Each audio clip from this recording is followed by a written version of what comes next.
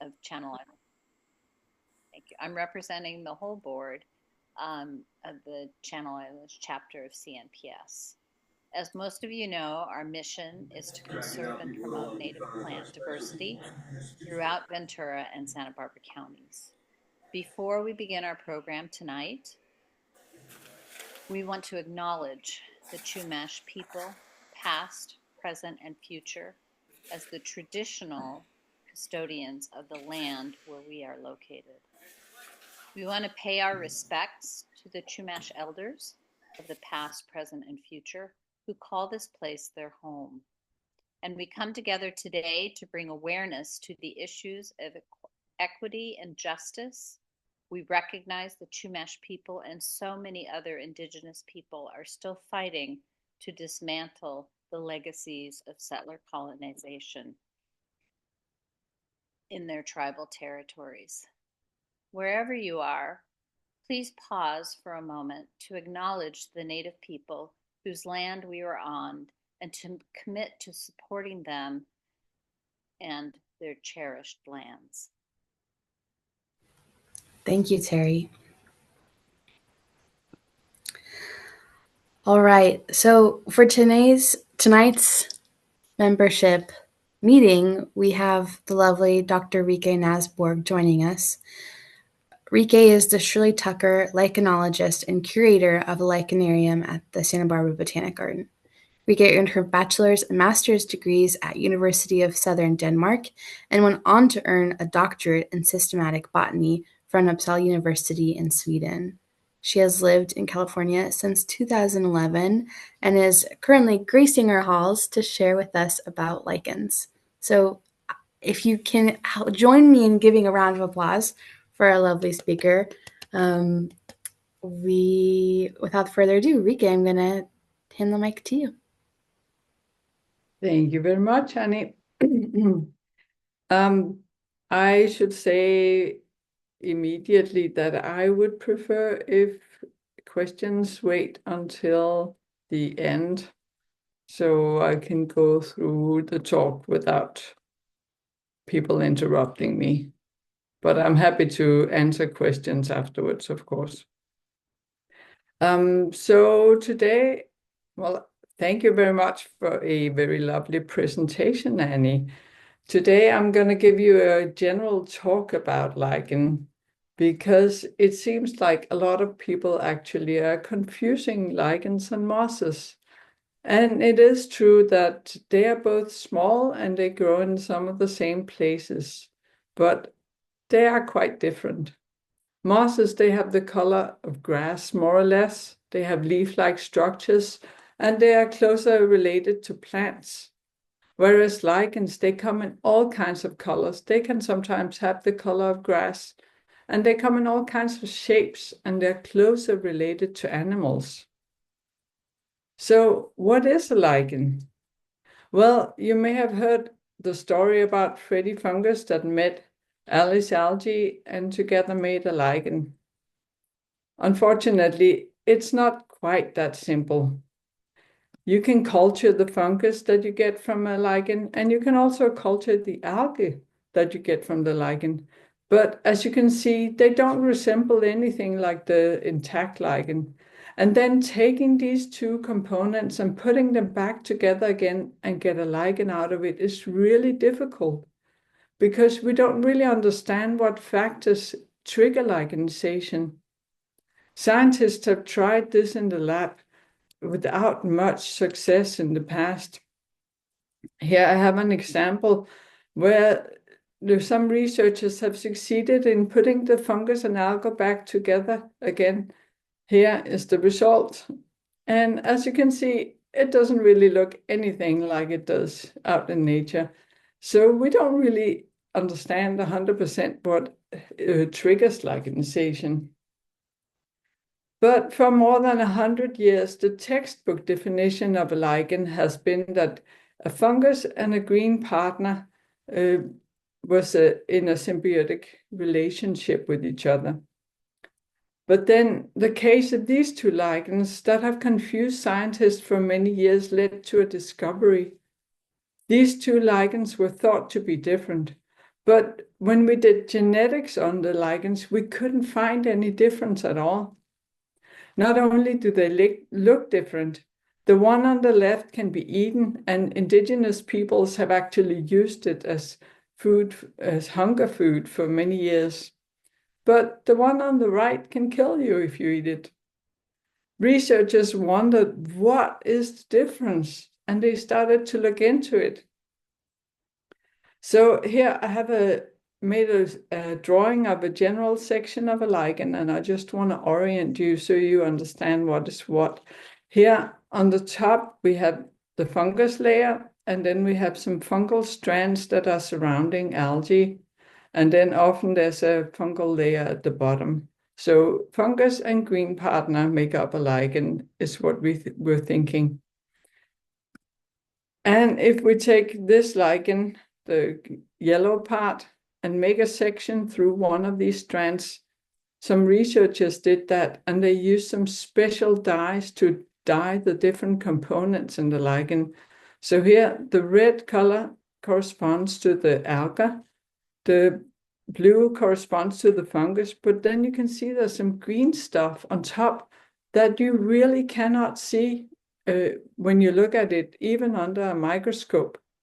This green stuff turned out to be some kind of yeast that belongs to the mushroom-producing fungi. And it's this yeast that colors the lichen yellow. They found the same yeast species in the same lichen species in different parts of the world. And they have found yeast in at least 52 different lichen genera from 6 different continents. We think that yeasts are involved in triggering production of some of the secondary compounds that we find in lichens, and I'll talk more about that later. And we also think they have some enzymes that produce water-absorbent polymers, but that's not the most important part. The most important part is that perhaps we need to change our textbook definition and think about lichens a little differently. And I'd actually like you to think about ecosystems. You probably know there are many components to an ecosystem, such as non-living components, the light, the water, the wind, temperature, soil, and all the living components, the plants, the fungi, the animals, bacteria, and so on. And maybe we should think about lichens as tiny ecosystems, because we now know that a single lichen contains multiple fungal genotypes that are growing seamlessly together to form the body of the lichen. A lichen also contains a diverse community of photosynthesizing partners. Then we have diverse and abundant bacterial communities in the lichen, and we think that they might provide some vitamins to the lichen. We also find a bunch of non-lichen fungi that are growing inside the body of the lichen, and they may have either some beneficial functions, or they could even be parasitic on the lichen. In addition, many lichens have chemical compounds that are produced by the main fungus, and these compounds, they drive functional interactions among organisms in lichen body and the environment. And finally, lichens are hosts to many microorganisms, such as some invertebrates. So you can see there are many components to a lichen. Lichens have been thought of as symbiotic or mutualistic organisms that may have originated from fungi parasitizing algae or cyanobacteria. And even today, algal cells are invaded and killed to some extent. Here you can see some fungal strands that are penetrating the algal cells. So why do we think of this as a symbiotic relationship? Because a symbiosis is supposed to benefit both partners, right? And I'm not talking about all the extra partners like bacteria and non-lichen fungi.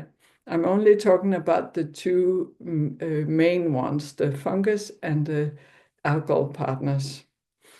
So the benefits for the fungus are easy to see. They get sugars and other carbohydrates when the algae photosynthesizes. And if the fungus is in connection with a cyanobacteria, they can get extra nutrients because cyanobacteria have the ability to pull out nitrogen from the air and make it available for other organisms, transform it into a form that's available for other organisms. The algae or the cyanobacteria, on the other hand, they're protected against excessive sunlight. They get a more steady supply of water, and perhaps most importantly, they're provided with a habitat that greatly expands the places where the algae would survive compared to free-living algae. And that allows lichens to colonize places where algae wouldn't otherwise grow, like, for example, this desert. When we classify lichens, we have decided a long time ago that the name follows the fungus. And that's usually a cup fungus or an ascomycete. 11 out of the 61 orders in Ascomycota are exclusively lichenized, but many of the other orders also have lichen representatives. And there are even a handful of lichens that belong in Basidiomycota, which are the mushroom-producing fungi. And yes, this little guy is part of a lichen. It's associated with all these little green scales you see here. And the fact that we see so many different lineages have lichen representatives, that shows us that lichenization has evolved several times independently. We know that there are at least 20,000 lichen species in the world, and they belong to more than 100 fungal families. I also would like to say a few words about the green partner and lichen, even though we don't know nearly as much about them as we know about the fungal partner. One of the most common green algae in lichens are Trabuxia. Here you can see it inside a lichen. You can see some fungal strands here that are surrounding the algae. It's more difficult to find free living, but it does occur. And then here we have another very common algae. It's called Trendipolia. This is how it looks when it's inside a lichen. And this is an algae that's often found free living, covering rocks and trees. The photo here at the bottom is from Point Lobos at Monterey. And yes, it really is a green algae, even though it's orange. It's orange because it contains carotenoid pigments, the same kind of pigments you find in carrots. So 90% of all lichens contain some kind of green algae, a lot more of different genera than the two I'm showing here. And then most of the last 10% contain cyanobacteria. And the most common cyanobacterium is nostoc. Here you can see this inside a lichen, but nostoc is also found free-living. You may have seen these gelatinous spheres that form colonies on moist soil or in water. Each sphere is about 0.4 inches big. Just to give you another example of cyanobacteria that we'll find in lichen, I have a photo of a Schitonema. It's a branched filament-forming cyanobacterium. And as I mentioned already, cyanobacteria has the ability to pull out nitrogen from the air and transform it into kinds of nutrients that are available for other organisms. So they can provide the fungus with additional nutrients. Lichens, they come in many different shapes, and they are often divided into groups according to their growth forms, even though the growth form doesn't really represent a true relationship. The growth form refers to the vegetative body of the lichen, which is called the thallus. And I'll give you an overview of the most common growth forms. We have foliose lichens. These are lichens that are flattened with distinct upper and lower surface. So if you take a foliose lichen and look at it on both sides, you will see that it's looking different on those two sides. It often has a different color on the lower surface than it does on the upper surface. And foliose lichens, they're leaf-like in shape. Fruticose lichens, here you cannot distinguish the upper and lower surface. They look exactly the same. They often look like a little shrub, and they can be erect or pendant. They're often highly branched and three-dimensional. And the third major group is crustose lichens. And in crustose lichens, the body of the lichen is so firmly attached that you cannot remove it without removing the substrate it's growing on as well. So if you find a crustose lichen that's growing on a rock like this one is, you have to take the rock, or at least part of the rock, with you in order to take it home with you. Crustose lichens, they're the most difficult group to work with because they're often very small and inconspicuous.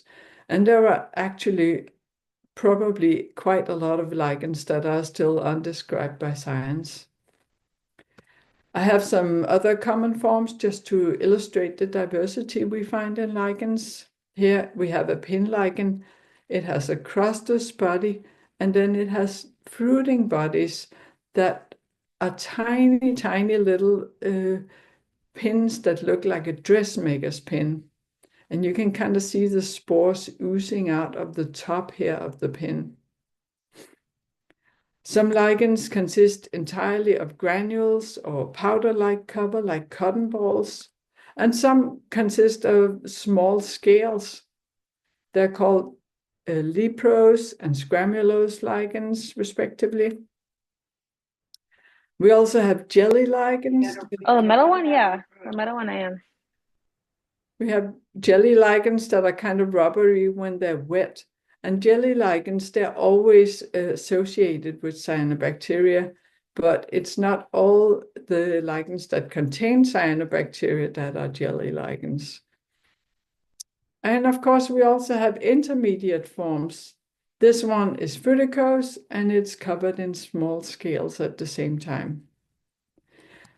So as you can see, lichens, they can look very different, but they all contain several fungal and algal layers. So if we make a section through a lichen, like for example right here, we'll see something like this. And you can see there are several layers, fungal layers, and you can clearly see the algal layer here. And there are more fungal layers below. So it varies a little bit how many different layers there are, but all of them have several layers. But lichens, of course, do not only consist of a vegetative body, they also have fruiting bodies in order to reproduce. And there are two basic types of fruiting bodies in lichens. We have apothecia, which are disc or cup-shaped structures that have an exposed spore-producing layer. And then we have perithecia. They're bottle-shaped, and they just have an enclosed spore-producing layer. You can see the tiny opening here in the middle of each black dot. Both of them are cup fungi. One of them has just kind of closed up in order to shape a bottle. But if you cut a section through the apothecium or through the perithecium, you'll see pretty much the same thing. You'll reveal a layer of club-shaped sac-like cells called asci. You can see one here and one here. And the spores are produced inside the asci, and they're actively shot out when the spores are mature. Apothecia, they come in many different colors and shapes. Here are a few examples. Whereas perithecia, they're a little more uniform in appearance. They're usually more or less a black dot on the lichen. But both forms of reproductive structures produce spores. And spores, they're very variable. They can be one cell, they can have multiple cells, they can be long and skinny, or they can be short and fat. But they are all the result of sexual reproduction, and that means that it's only the fungus that's being distributed. But lichens can also multiply in other ways by some form of fragmentation. Some lichens produce a powdery outgrowth, and that's called soredia. Other lichens produce some warty or cylindrical outgrowths that are called isidia. And these kind of cells, they consist of algal cells that are surrounded by fungal strands. And they can break off or rub off really easily. And since they contain both the algae and the fungus, they have the ability to start a new lichen when they're landing on a good surface. So you could call them instant lichens. It's like if you cut your hand off and your hand found a good surface to grow on and then grew a new yew. That's kind of how lichens work. But how does lichenization then take place? Because I told you that when lichens reproduce sexually, it's only the fungal spore. So how do they find a green partner? Well, it's a little bit of a mystery, but sexual reproduction is really common, and that indicates to us that free-living algal cells are readily available. Lichenization is probably triggered by some chemical signal by either the fungus or the algae or both of them, and then they will grow into a lichen. But there are lichens that have other strategies. For example, this one with the little grayish apothecia. This one starts off up as a parasite on another lichen, this little pixie cup, as you can see here. You can see some shapes that look like little goblets. That's a different lichen. So the lichen with the gray apothecia will parasitize on the little pixie cup and steal the algae from it. So once it's got the algae that it needs, it doesn't need the other lichen anymore. So it will not continue to be parasitic. It just needs the other lichen to start out. There are other lichens where the fungal partner will use a different algal partner, depending on whether they grow in cold or warm climates. So they might look quite different depending on where they grow. And then, of course, we have lichens like Sticta canariensis. This lichen forms association with either a green alga, the one you see on the left, which you will find in dry habitats, or a cyanobacterium, the one on the right, which you'll find in moist habitats. And as you can see, these morph, they look really different. They were long considered to be different species until someone discovered, they did some genetic work on them, and they discovered that the fungal partner was the same. And since the name follows the fungus, we had to call both of them Sticta canariensis. But I may be able to convince you that it actually is the same lichen, because here we have one individual that's partly associated with green algae and partly with cyanobacteria. But in order for lichens to grow, they need something to grow on. So what kind of substrates do lichens grow on? They can grow on bark, they grow on wood, they can grow on living leaves, they can grow on soil, or on rock. They can even grow inside rocks. The green line you see here is actually the algal layer that's inside the lichen. Someone cut this rock through in order to see this algal layer. Some lichens are even aquatic, so they can grow completely or partially submerged in fresh water. streams or even in the ocean intertidal zone, this black stuff are all lichens. And there are some lichens that are vagrant, and they move around in the wind and they grow wherever they land. But lichens can also grow on artificial surfaces, such as metal and glass. Here's an old car that's functioning as a perfect habitat for lichens. But lichens you'll find on this kind of substrate, they're usually generalists, so they're not particularly picky with where they grow. But there are also lichens that are quite picky and they will only grow on specific substrates. For example, this lichen will prefer acidic pine bark, whereas this one like more basic bark, like poplars and elms. This lichen will only grow on hardened wood, and this one prefers to grow on mosses. Some lichens grow on volcanic rocks, and some like to grow on calcareous rocks like concrete. You can see this yellow lichen is avoiding the dark, non-calcareous rock. Now I'd like to tell you a little bit about how lichens are different from plants. Lichens are poikilohydric. That's just a fancy word that's telling us that the water status in a lichen, it varies passively with the surrounding environmental conditions. And that means that lichens actually can go into dormancy. Here I have a time-lapse video where we have tried to spray some water on a lichen. Lichens, they desiccate very quickly, but they can also extract moisture from relatively dry air. A dry lichen is in a dormant state. That means that it's kind of going to sleep. And when it goes to sleep, the green partner will shrivel up a little bit, but it's not permanently damaged. As soon as we add some water, it'll get back to life. It'll start repairing, and it'll start photosynthesizing. And you can see the water fills up the inner spaces in the lichen and saturates it. And this ability to enter dormancy, it enables lichens to survive in very harsh environments. That means that lichens, they're actually dominant in the coldest part of the world, like Antarctica.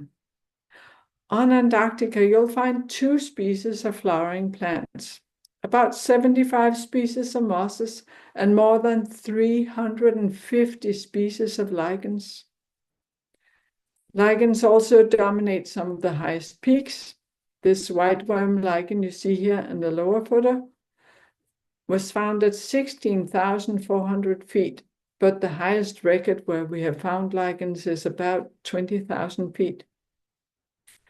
But it's not just in cold areas where lichens can dominate. They also dominate some of the hottest deserts in the world. For example, the Namib Desert.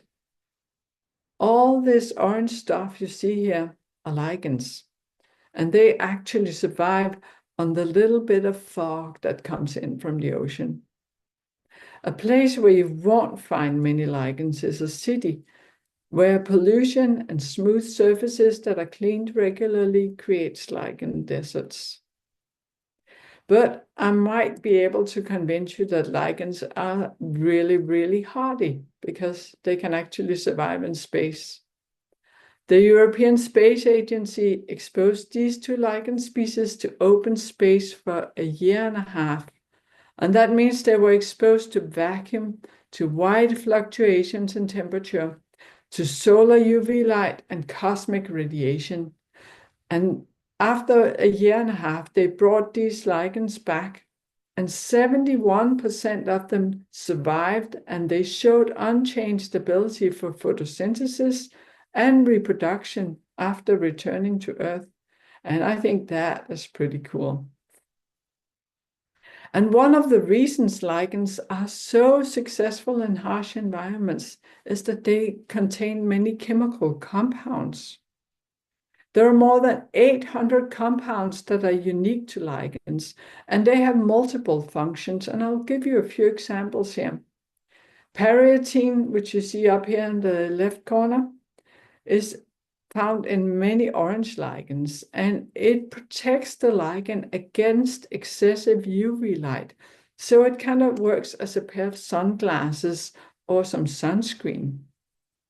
Lichenarium is another common compound that we find in many lichens, and it actually changes the wavelength of the incoming sunlight in order to promote photosynthesis in the lichen.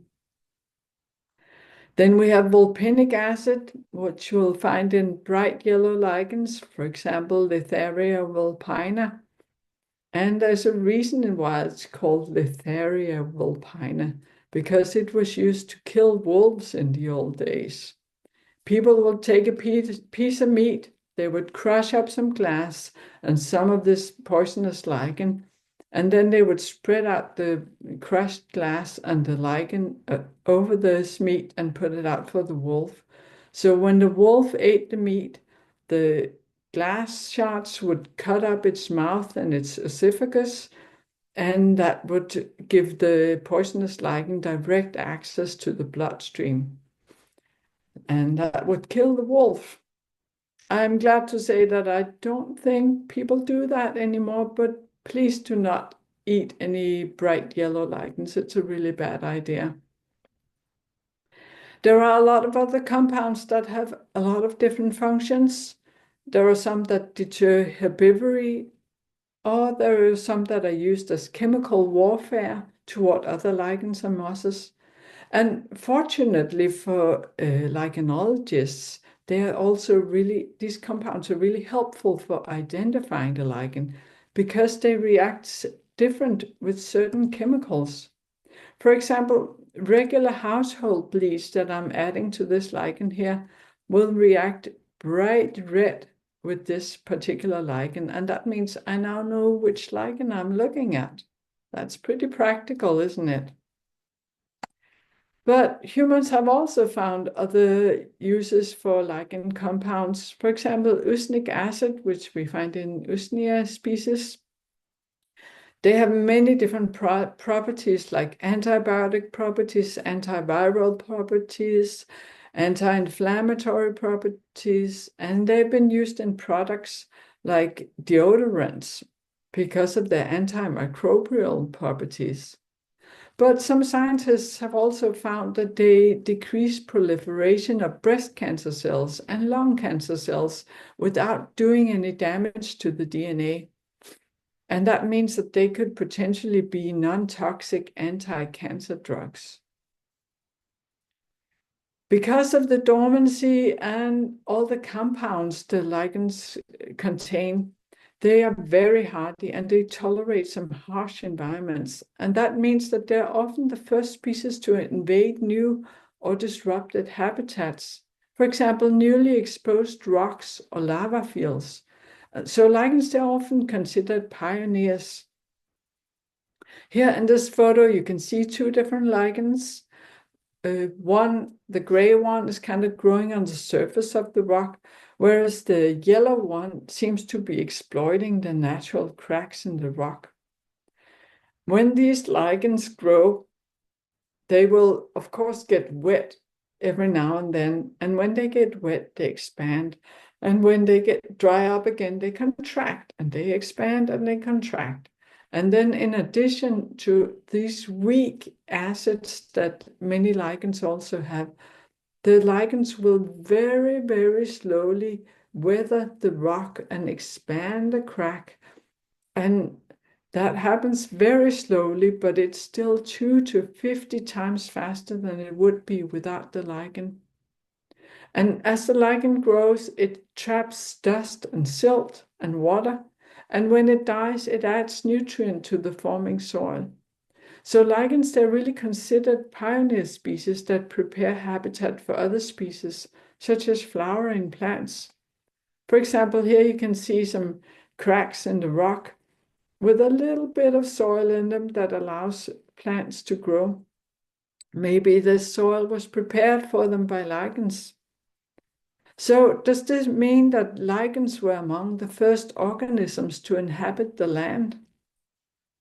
Well, it's possible, but we don't really have any proof of it because lichens do not preserve very well as fossils. Here I have a rough timeline of some important events in Earth's history.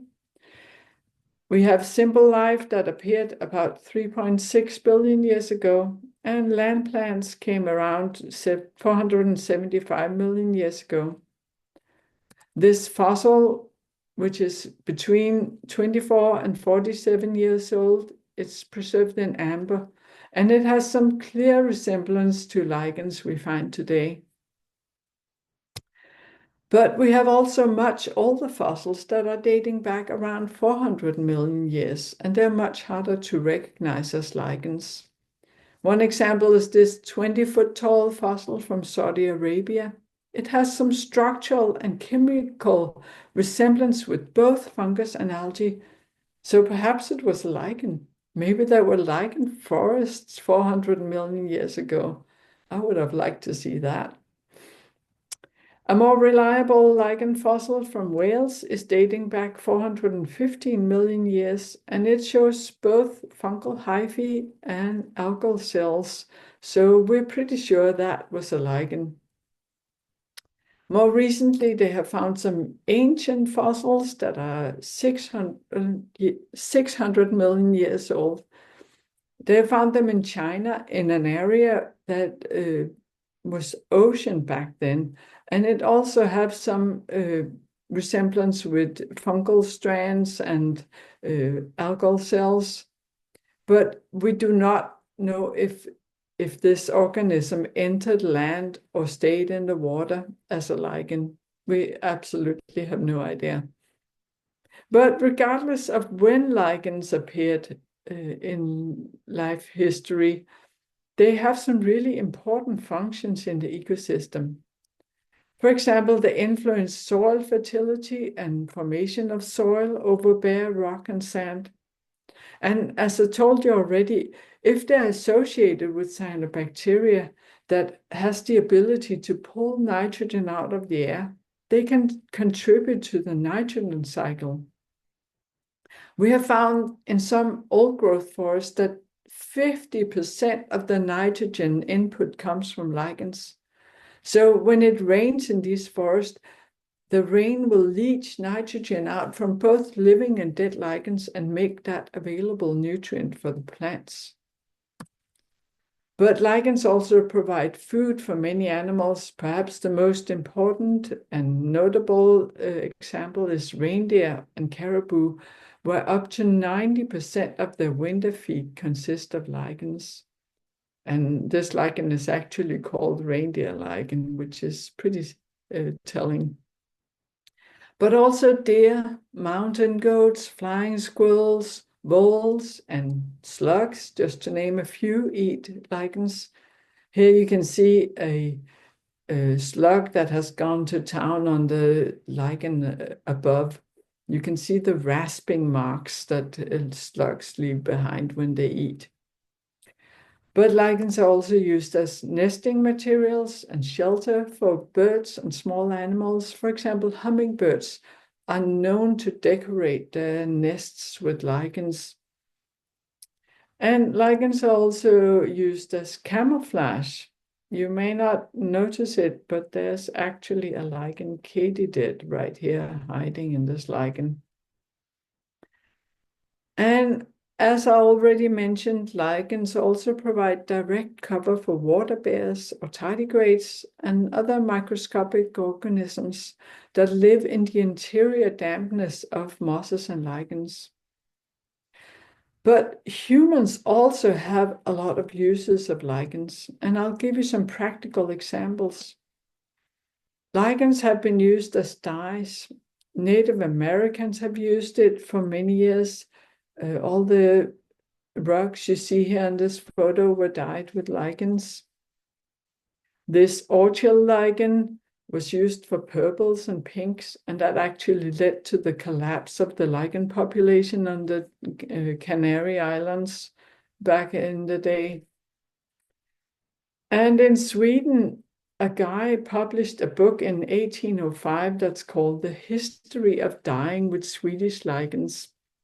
It consists of hand-colored plates of the lichen, this one in this case, and all the possible colors you can get with using different treatments, and also the recipes for how to obtain these different colors. However, I cannot recommend that you go out and start using lichens for dyeing, because they grow really slowly, and as I mentioned, it could lead to a collapse of lichen populations. But lichens have also been used as traditional medicine, cough medicine, for example, and flavor in Nordic schnapps. They're used as food. I have tried a soup that was made with this lichen here on the left, and it was honestly not very good. It tasted like old, watery, bitter mushrooms in a milky fluid. But I have also had a salad made with a lichen that's similar to the one you see here, and it was pretty good. I mentioned earlier that lichens are used in deodorants, but also perfumes, soaps, and oils can make use of lichens. It says oak moss here, but as I mentioned, a lot of people confuse lichens and mosses. It actually comes from this lichen. There are also some more scientific uses of lichens, for example, as monitors. Because even though I told you that lichens, they're very hardy when they're dormant, but when they're wet, they're extremely sensitive to air pollutants. And that is because lichens cannot discriminate between nutrients and pollutants. So whatever lands on them, they will passively absorb. And that means that we can use them for monitoring air pollution. The symbiosis balance is really delicate. So if a pollutant affects the well-being of one partner, the partnership will break down and the lichen will die. So by doing a survey of the lichen community, you can get a good indication of the air quality. Close to a pollutant source like this one, you probably won't find any lichens, or at least very few. But as we start moving away, we'll find lichens that are tolerant. For example, some can be tolerant to some degree of acids, some can tolerate nitrogen. And as we move further and further away, we'll find more and more lichens until we get out to where we'll find the lichens that requires absolutely clean air. So just by looking at the lichen community, we can get a good indication of the air quality, and that has been used in Oregon and Washington. Here we have an example of Oregon and Washington west of the Cascade Crests. Here we have Portland, and here we have Seattle. And the red color will show you that you do not find any of the lichens that require clean air, whereas the green color will tell you that you find lichens that require clean air. And you can clearly see that there's an area around cities and along the highway that is more polluted, and then as you go out toward the mountains or toward the ocean, the air gets cleaner and cleaner. And there's literally millions of free sensors out there in nature, and lichens, they're long-term monitors, not a single point measurement like you might have with an instrument you put out there. They can tell you how the air quality has been for a long, long time. Lichens, they're generally sensitive to changes in their environment. Certain lichens are restricted to forests that have been undisturbed for a very long time, and they can be indicators of ecological continuity. For example, these lichens, they're indicators of old-growth forests in the Pacific Northwest. So if you walk around in a forest in the Pacific Northwest and you see these lichens, you can be absolutely certain that this forest has been around for a long time. And the reason why you'll only find them in old-growth forests is because they mainly reproduce by fragments, the instant lichens we talked about earlier. And these fragments, they're big, and they can't be transported very far, so they're kind of distribution limited. In order to use lichens as monitors, you have to register and list all the indicator species in different regions and vegetation types. But after you've done that, it's an easy way to evaluate ecosystem health. But this sensitivity to changes, it really makes lichens vulnerable and they might risk extinction. So I'd like to say a few words about conservation because that's really important to me. You probably, being part of CNPS, you probably know that there are around 6,500 plant species in California, and 2,400 of these species are listed as rare. That's 36% of all the species in California, and I could keep on adding photos. In comparison, there are only 18 species of lichens that are listed as rare out of at least 2,000 species. That's about 0.9%. The main reason for this is there are more botanists out there than lichenologists, because in order to find out which species are rare, we need to learn more about lichens and where they occur in general, and that's one of my jobs. So now we're almost through, but before we finish, I'd like to show you how to identify a lichenologist. It's actually pretty easy. If you ever see someone pressing their nose against a twig, a rock, and sometimes there are even several people looking at the same rock, or a tree trunk, it's very likely you have encountered a lichenologist. And the reason why we're so close up with our organisms is that they're very small often. So now we've been around many aspects of lichens, and hopefully you heard something you didn't already know. We talked about how to separate mosses and lichens. Remember, mosses are grass green with leaves, and lichens have all kinds of colors and shapes. Lichens are symbiotic partnerships that probably should be thought of as tiny ecosystems. They're very hardy when they're dormant, and they occur in very harsh environments. They contain chemical compounds that have beneficial functions for the lichens.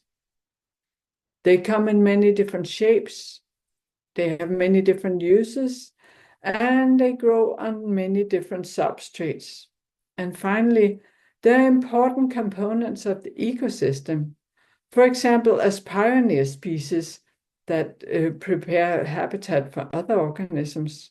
And with this, I would like to thank you for your attention, and I'll take any questions that you might have. Thank you, Rikke. Fascinating. While people are thinking about their questions, I'd like to revisit something that was mentioned in the chat, and that was sort of a statement or a question about California lichens. Could you share with the group about your book and the progress you're making in that regard? Yes, I am working on a book that is going to feature all the macrolichens of California. Macrolichens is just a artificial term that's, oh, I should stop sharing, sorry. Artificial term that's telling us that lichens are fairly big. So it's not really telling us anything about which lichens are related with whom, but we got to start somewhere in order to get some order on which lichens are out there. And since the lichens, the macrolichens are big, I thought that those are the ones people are going to see first. And so let's start there.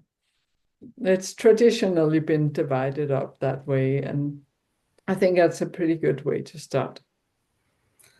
That's awesome. So what's the expected timeline for this California lichen book? Several years into the future. I got to stop having so many other projects so I can get to work on my lichen book. So the next 10 years we're looking at. Yeah, something like that. Okay, great. Does anyone have any questions either that you want to put in the chat or that you want to ask Rikke over the microphone? There's a question in the chat, which is, do you know which lichen vitamin D3 is sourced from? I do not know anything about that, no, unfortunately. Something to investigate. Yes, it is. Is there a university anywhere in the world that specializes in lichenology? Not as the sole subject they're studying, but there are many places where lichenologists are employed.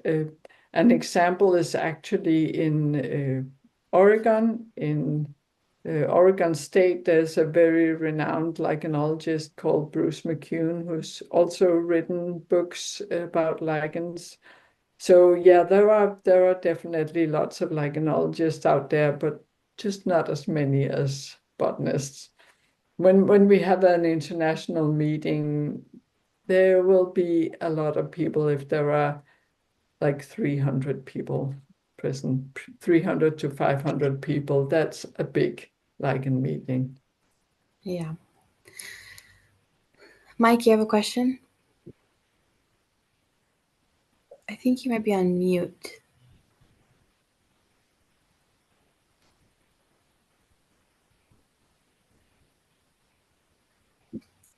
Still on mute, perhaps in the chat, or maybe you can workshop that. Anyone else who has a question for Rikke? Is there a lichen that is, well, okay, let me put it this way. What is the most common lichen species in the world, if that is an appropriate question? Wow. I have no idea which one is the most common. There are many lichens that are found in many places of the world. There are some that are pretty much found all around the globe. And then there are some that are restricted to very, very small areas. So which one would be the most common? I have no idea. Sorry. Mike Reynolds Dudley a person asks, are there ecotype endemic lichens similar to our plant kingdoms, or is it not based on location but the substrate? There are definitely lichens that are endemic, yes. For example, we have a really good example in near the Morro Bay, where there's a rare lichen that's actually critically endangered. It's only found in old-growth chaparral and nowhere else on the planet, so only in a very small area around the Morro Bay. That's the only place it's found. And that's also true for several other lichens. They're found in only very specific environments. I have found lichens that are restricted to old growth coast redwood, for example. Oh, So, okay. Thank you. yeah, of course. Can you hear me now? Sorry, can I fix Yes. it or no? Yes. Yes. Oh, okay. So it's sorry, I'll ask another question afterwards. Are Great. there any lichens that grow on animals? I believe there might be. So I know that the sloths sometimes have algae growing on them. I could imagine that sometimes they would have lichens growing on them, but I don't know if anybody has looked into that. Mark Mendelson, did you have a question for Rikke? Yeah, thanks. Hi, Yeah. everybody. Rikke, how do we know if a lichen is dead? So that picture you showed where there was the gray lichen, and then I think was it like a light greenish lichen? I would have, with my untrained eye, thought, okay, well, part of that is dead. But you said it was two different lichens, which was fascinating in and of itself. So yeah, Lichen. Yes, you can definitely sometimes tell a lichen is dead, but the color alone will not tell you. It depends on so it will often turn part of the lichen will turn a different color than the rest of it. But of course, you have to know which one is just one lichen in order to see that. But that's a good question. They usually get discolored, but of course, you have to know how they look from the beginning in order to tell. Fair enough. Thanks. Well, I'm going to take this moment to say thank you, Rikke from CMPSCI. Thanks for all. Thanks for the wonderful presentation you gave us. And I'm sure that there are lots of other questions that we still have for Rikke. So if you want to continue talking to an expert in lichenology, then join us for our lichen hike that's coming up February 2nd. And First. Oh, February 1st. Thank you. Thank you, Rikke. I'm free balling here, as you can tell. But on that hike, Rikke will be pointing out lichens that we see along a hike, in addition to maybe sharing some words of wisdom about how to start becoming a lichenologist if you're interested. So I hope to see you there. Rikke, are there any last words that you want to share? I want to say that you should not expect to learn a lot of different names on that lichen hike. I plan on concentrating on showing you some of the different things we have talked about, so we can learn how to distinguish between different lichen types, different features on the lichens, rather than trying to give you a bunch of different names that you're going to forget again. That's a great point. And a lot of lichenology involves chemistry, so Yes. that won't serve people on their hikes when they're trying to be outdoors. So that's a great point. Yes. Well, thank you, Rikke. We look forward to the hike that you're leading. And thanks, everyone, for joining us.